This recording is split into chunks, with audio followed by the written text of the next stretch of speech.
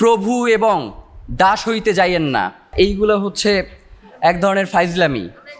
আমরা হচ্ছে তাদেরকে একটা স্মারকলিপি দিয়ে এসেছিলাম, কিন্তু এখন পর্যন্ত সেই স্মারকলিপিতে যেই দফাগুলো ছিল সেগুলো তারা কোনোভাবেই আমলে নেয় না এবং কোনো ব্যবস্থা গ্রহণ করে নাই।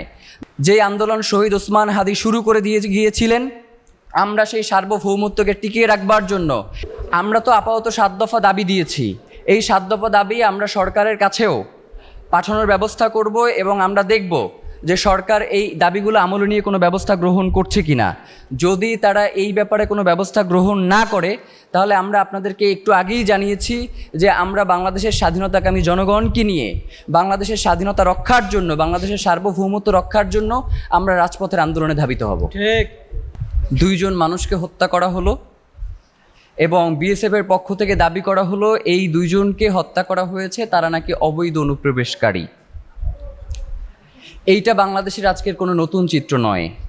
স্বাধীনতার পর থেকে প্রতিনিয়ত বাংলাদেশের সাধারণ মানুষকে এইভাবে নির্বিচারে হত্যা করা হচ্ছে। 2001 সাল থেকে 2024 সাল পর্যন্ত প্রায় 2000 মানুষকে গুলি করে সীমান্তে হত্যা করা হয়েছে, গড়ে যেটা প্রত্যেক 12 দিনে একজনকে করে হত্যা করা হয়েছে।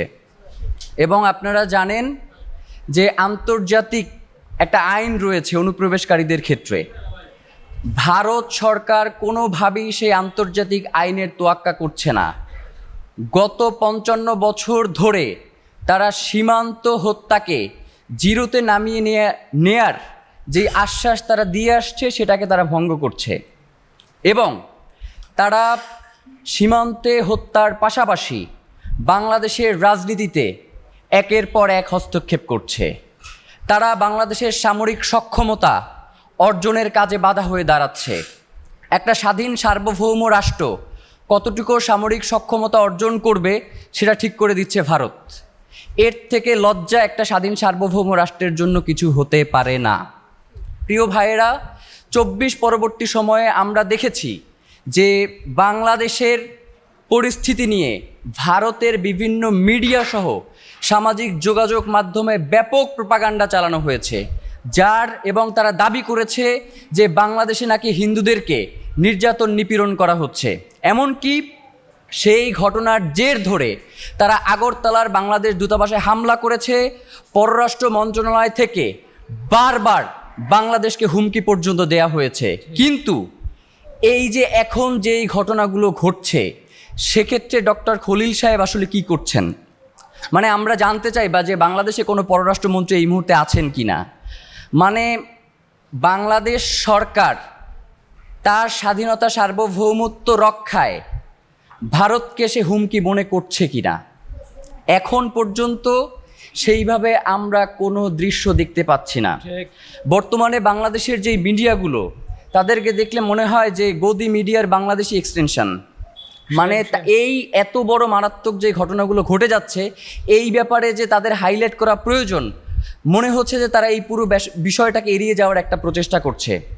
তো আমরা ইনকিলাব মঞ্চের পক্ষ থেকে আজকে আপনাদেরকে 7টি দফা দাবি জানিয়ে আজকের এই প্রোগ্রামটি শেষ করতে চাই, যেটি বাংলাদেশের স্বাধীনতা সার্বভৌমত্বের সাথে ওতপ্রোতভাবে জড়িত রয়েছে। তার আগে আপনাদেরকে একটু বলি যে নির্বাচনের পর থেকে সহিংসতায় অন্তত 4 জন নিহত হওয়ার খবর নিশ্চিত করেছে আল জাজিরা। এর মধ্যে কোচবিহারের গোসাইমারিতে একটি মসজিদ রক্ষা করতে গিয়ে এক মুসলিম ব্যক্তি নিহত হয়েছেন বলে জানিয়েছে দ্য অবজারভার পোস্ট। অন্তত 50 জন মুসলিম সরাসরি শারীরিক নির্যাতনের শিকার হয়েছেন।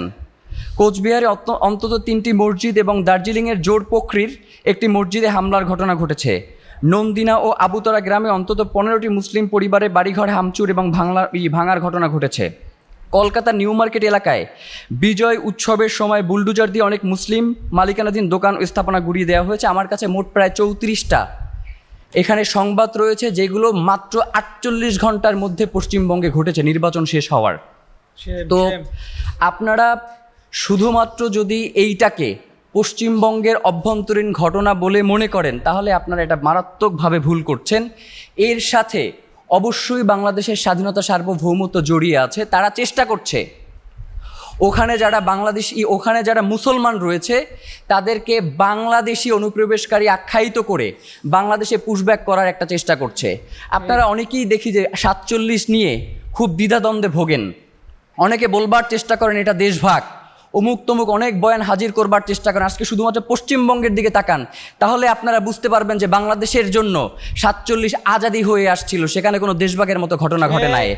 আমরা আজকে ইনকিলাব মঞ্চের পক্ষ থেকে 7 দফা দাবি ঘোষণা করছি। ভারতীয় হাইকমিশনারকে তলব ও কঠোর কৈফিয়ত।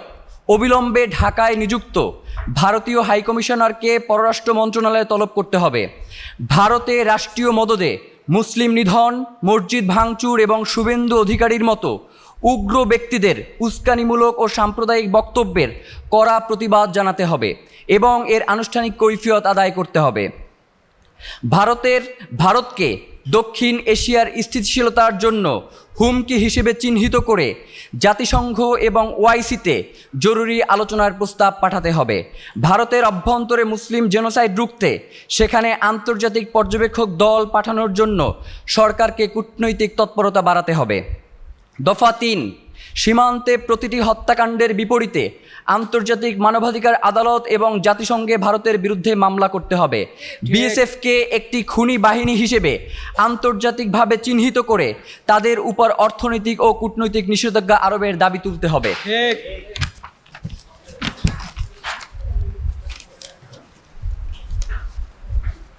আগামী 7 জুন শুরু হতে যাওয়া জাতীয় সংসদের বাজেট অধিবেশনে ভারতের উগ্র হিন্দুত্ববাদী সহিংসতা ও সীমান্ত হত্যার প্রতিবাদে সর্বসম্মত নিন্দা প্রস্তাব গ্রহণ করতে হবে।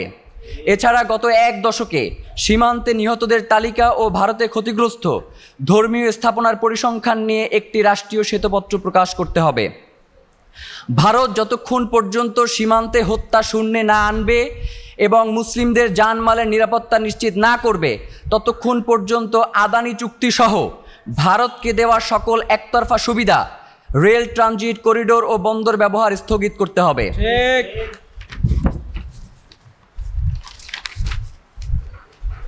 আমরা বাংলাদেশের অন্তর্বর্তীকালীন সরকারের একজন উপদেষ্টার বরাতে আমরা জানতে পেরেছি, আসিফ নজরুল, তার মাধ্যমে যে বাংলাদেশে অবৈধভাবে 26 লাখ ভারতীয় কর্মরত রয়েছেন। বাংলাদেশে থাকা অবৈধ 26 লাখ ভারতীয় নাগরিককে বহিষ্কার করতে হবে।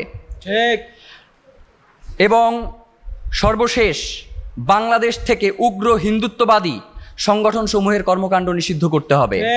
আপনারা জানেন বিগত সময়ে ইসকন সহ বাংলাদেশে বেশ কিছু উগ্র হিন্দুত্ববাদী সংগঠন তারা বাংলাদেশের স্বাধীনতা সার্বভৌমত্বকে হুমকির কাছাকাছি নিয়ে গেছে এবং একটি মারাত্মক তারা দেশে বিশৃঙ্খলা পরিস্থিতি তৈরি করবার একটা পায়তারা করেছে।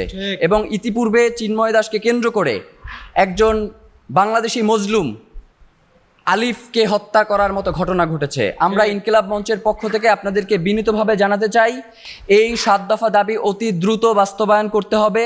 অন্যথায় বাংলাদেশের স্বাধীনতা সার্বভৌমত্ব রক্ষার লড়াইয়ে যে আন্দোলন শহীদ ওসমান হাদি শুরু করে গিয়েছিলেন, আমরা সেই সার্বভৌমত্বকে টিকিয়ে রাখবার জন্য, সেই স্বাধীনতার পতাকাকে বুকে ধারণ করবার প্রত্যয় নিয়ে ভারতকে আমরা কোনোভাবেই, ভারতের জনগণকে বাংলাদেশের শত্রু আমরা মনে করি না, কিন্তু ভারত যেইভাবে বাংলাদেশের উপরে দিনের পর দিন নির্যাতন, নিপীড়ন, উজানের পানি ছেড়ে দিয়ে উজানে পানি বন্ধ করে বাংলাদেশের মানুষকে যেভাবে খরায় মারে এবং যখন বাংলাদেশে কোনো পানির প্রয়োজন পড়ে না তখন কৃত্রিমভাবে বন্যা তৈরি করে বাংলাদেশের মানুষকে ডুবিয়ে মারে, এইভাবে প্রত্যেকটা ঘটনা ঘটিয়ে বাংলাদেশের মানুষকে তারা বাধ্য করেছে ভারতের বিরুদ্ধে অবস্থান গ্রহণ করতে।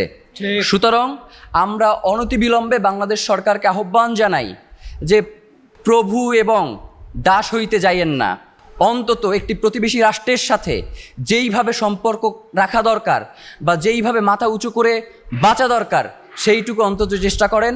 বাংলাদেশ জিন্দাবাদ, ইনকিলাব জিন্দাবাদ। সবাইকে অসংখ্য ধন্যবাদ। দেখেন, ইন্ডিয়ান হাইকমিশনকে স্মারকলিপি দেয়া বা এইগুলো হচ্ছে এক ধরনের ফাইজলামি। আমরা একবার এই ব্যাপারে ভারতীয় দূতাবাসে গিয়ে আমরা তাদেরকে একটা স্মারকলিপি দিয়ে এসেছিলাম, কিন্তু এখন পর্যন্ত সেই স্মারকলিপিতে যেই দফাগুলো ছিল সেগুলো তারা কোনোভাবেই আমলে নেয় না এবং কোনো ব্যবস্থা গ্রহণ করে নাই, যার কারণে আমরা মনে করছি যে বাংলাদেশ সরকার যদি মেরুদণ্ড শক্ত করে দাঁড়াতে না পারে, বাংলাদেশের যেই পররাষ্ট্র নীতি রয়েছে সেটি যদি সঠিকভাবে কাজ করতে না পারে, তাহলে ভারত এভাবে সীমান্তে আমাদেরকে হত্যা করে যাবে, কৃত্রিমভাবে বন্যা সৃষ্টি করে বাংলাদেশের মানুষকে ডুবিয়ে মারবে, বাংলাদেশে সাম্প্রদায়িক উস্কানি দিয়ে তারা আগরতলায় বাংলাদেশ দূতাবাসে হামলা করবে, এমন ঘটনাগুলো ঘটেই যাবে। সুতরাং বাংলাদেশ সরকারকে দায়িত্ব নিয়ে এর বিরুদ্ধে জোরে সোরে ব্যবস্থা গ্রহণ করতে হবে, এর কোনো বিকল্প নাই।